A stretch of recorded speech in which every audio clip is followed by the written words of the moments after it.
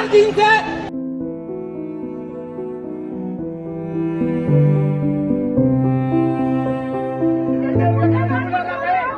आप बोलोगे एकदम चुप है जो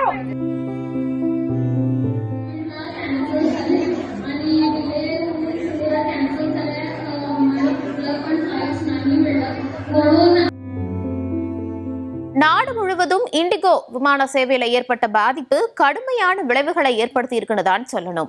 விமான நிலையங்கள்ல பயணிகளினுடைய நிறைய காட்சிகளை நம்ம இந்த 4-5 நாட்களாக பார்த்துட்டு வரோம். குறிப்பா கண்ணீருடன் இருக்கக்கூடிய பயணிகளாக இருக்கட்டும், கோபமாக இருக்கக்கூடிய பயணிகள் அப்படின்னு ஒவ்வொரு உணர்ச்சிகளையுமே வெளிப்படுத்தியும் வந்துட்டு இருக்காங்க. இதையெல்லாம் பார்க்கும்போது இந்திய விமான போக்குவரத்திற்கு என்ன ஆனது அப்படிங்கிற ஒரு கேள்வியுமே எழுப்பப்பட்டிருக்கு.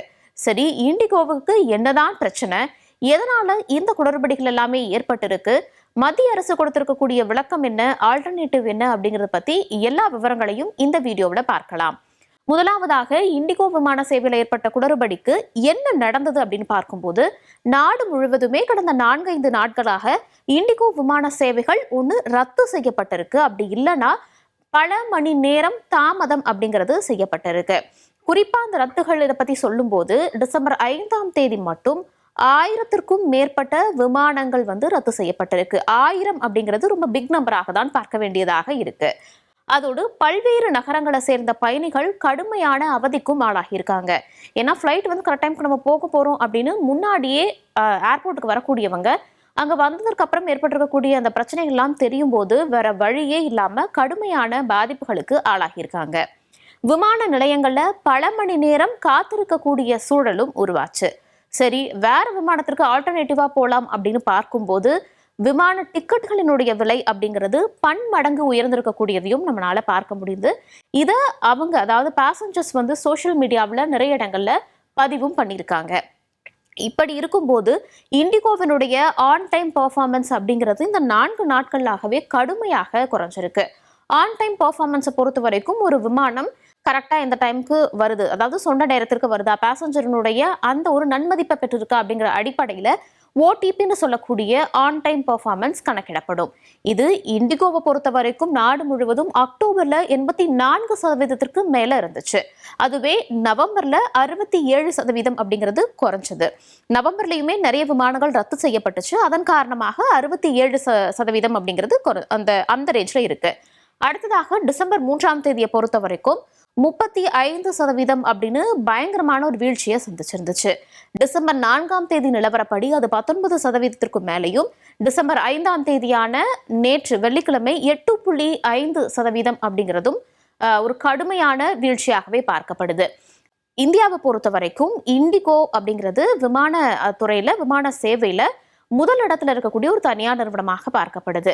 இந்த ஏவியேஷன் இதுல பார்த்தோம் அப்படின்னா அதிகப்படியான இடத்தை இண்டிகோ மட்டும் தான் பிடிச்சிருக்கு. அப்படிங்கிற காரணத்தினால இந்த பாதிப்பு பெருமளவுல பாதிக்கவும் பட்டிருக்கு. அதே நேரத்துல இது குறித்து இண்டிகோ என்ன ஒரு விஷயத்த குறிப்பிட்டிருக்காங்க அப்படின்னா, பல்வேறு பயணிகளினுடைய பாதிப்புகளாக இருக்கட்டும், அவர்கள் சந்திச்ச அந்த இன்னல்கள் எல்லாம் பார்த்ததுக்கு பிறகு சிரமத்திற்கு மனப்பூர்வமாக வருந்துகிறோம்னு இண்டிகோ சொல்லியிருக்காங்க.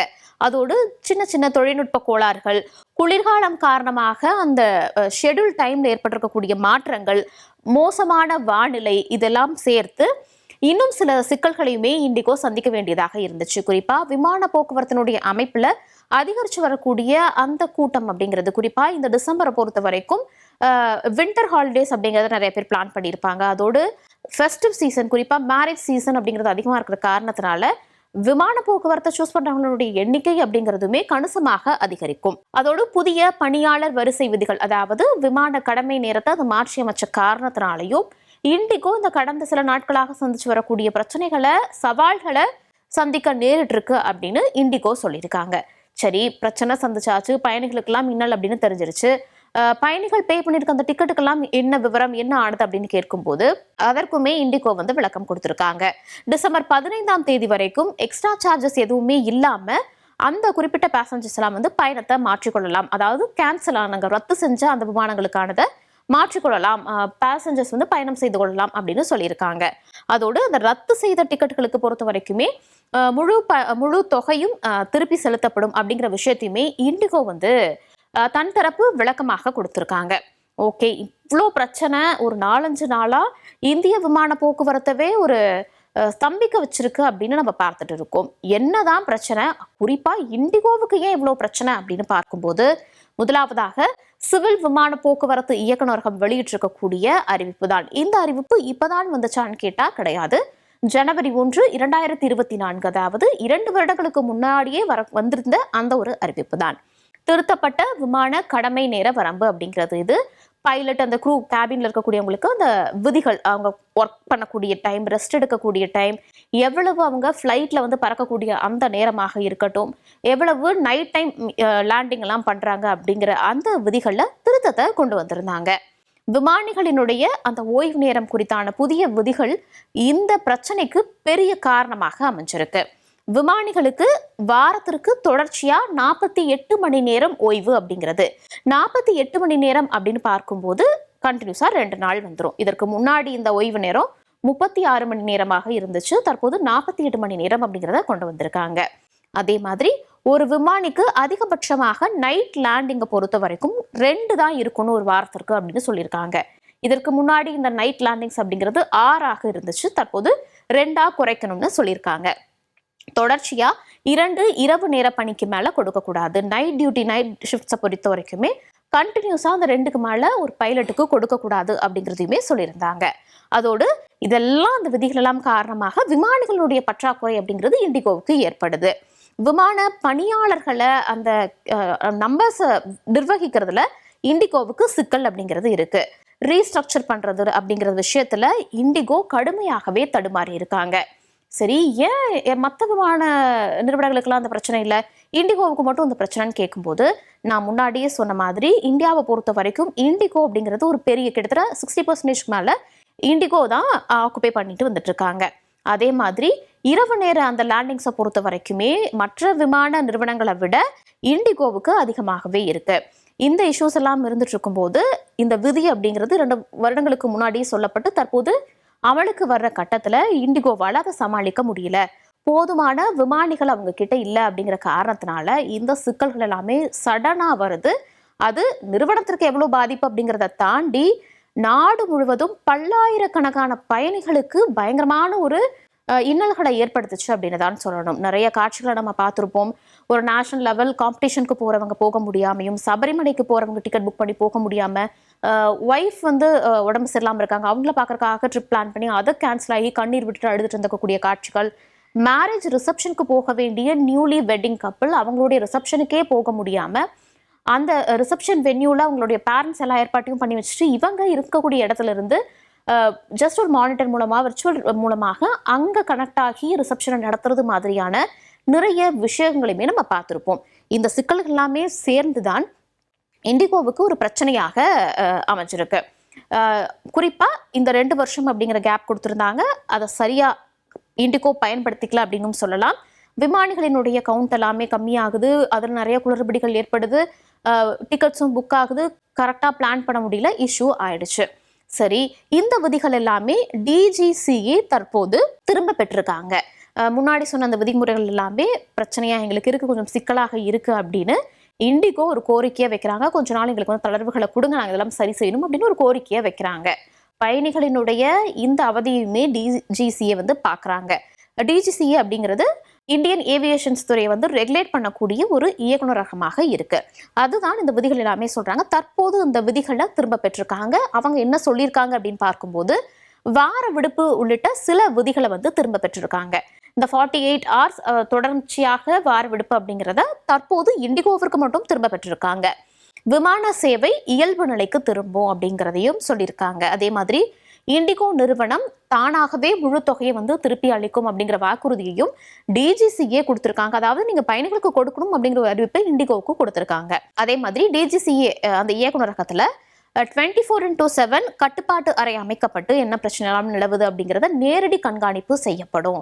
அதே மாதிரி இண்டிகோவை பொறுத்த வரைக்கும் இந்த பிரச்சனை எல்லாம் ஏன் ஏற்பட்டுச்சு, எங்க சிக்கல் ஏற்பட்டுச்சு, என்ன காரணம் அப்படின்னு முறையான அந்த ஒரு இன்வெஸ்டிகேஷன் நடத்துறதுக்காக டிஜிசிஏ வந்து ஒரு குழுவையும் அமைச்சு அந்த விசாரணையும் தொடங்கப்படும் அப்படிங்கிறத சொல்லியிருக்காங்க.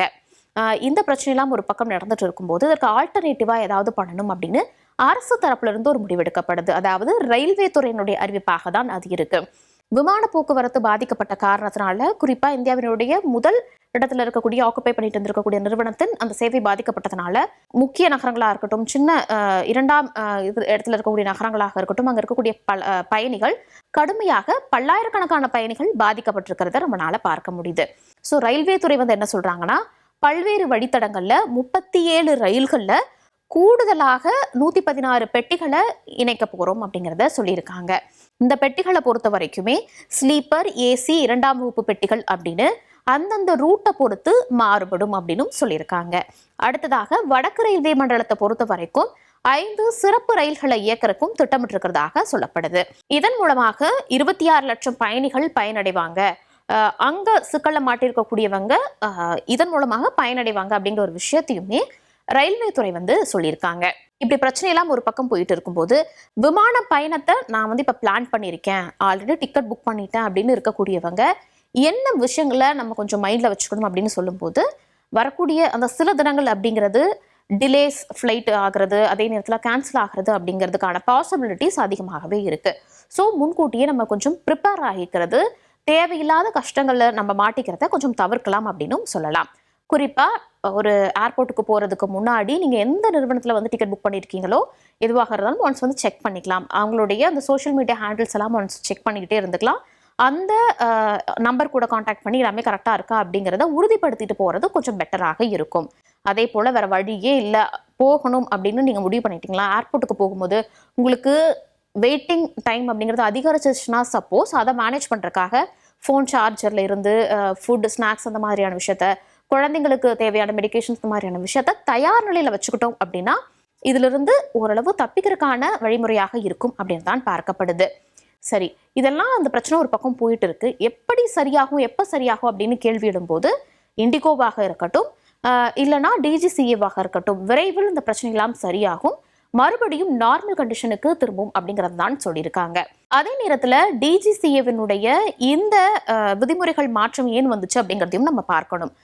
விமான போக்குவரத்தை இன்னும் பாதுகாப்பாக மாற்றும் அப்படிங்கிற காரணத்திற்காக விமானிகளுக்கு அந்த கரெக்டான ஓய்வு அப்படிங்கிற மாதிரியான விஷயத்த கொண்டு வந்திருந்தாங்க. கண்டினியூவா ஒரு வேலை செய்யறது அப்படிங்கிற மாதிரியான நேரத்துல அது போக்குவரத்துக்கு அந்த விமானத்தை இயக்குவதில் ஏதாவது ஒரு சிக்கலை ஏற்படுத்திடும் அப்படிங்கிற காரணத்திற்காக ஓவராலா பாதுகாப்பு நடவடிக்கைக்காக கொண்டு வந்த இந்த திருத்தங்கள் தற்போது பெரிய அளவுல சிக்கலாக மாறியிருக்கு. இண்டிகோவை பொறுத்த வரைக்கும் 2 வருட கால பீரியட் அப்படிங்கிறது கொடுக்கப்பட்டிருந்துச்சு. ஏன்னா உடனடியாக ஒரு விஷயத்தை அமல்படுத்தும் போது அவங்க பணியாளர்களினுடைய அந்த விவரங்களை சரி செய்ய முடியாம போயிடும், கட்டுப்படுத்த முடியாம போயிடும் அப்படிங்கிற காரணத்திற்காக இந்த 2 வருட காலம் அப்படிங்கிறதே கொடுக்கப்பட்டுச்சு. பட் இந்த பீரியட்ல சரியான பணியாளர்கள், அதாவது விமானிகளை இன்னும் அவங்க வந்து எடுக்கல, அந்த பிளானிங் அவங்க சரியா பண்ணல அப்படிங்கிறதையும் நம்ம பார்க்க வேண்டியதாக இருக்கு. ஒட்டுமொத்தமாக விரைவில் சரியாகும் அப்படிங்கிறத சொல்லியிருக்காங்க. ஆனாலுமே இண்டிகோவினுடைய பங்குகள் சரிவை சந்திச்சிருக்கிறதையும் நம்மளால பார்க்க முடியுது. இது அடுத்து வரக்கூடிய நாட்கள்ல எப்படி இருக்கும் அப்படிங்கிறத நம்ம பொறுத்திருந்து தான் பார்க்க முடியும்.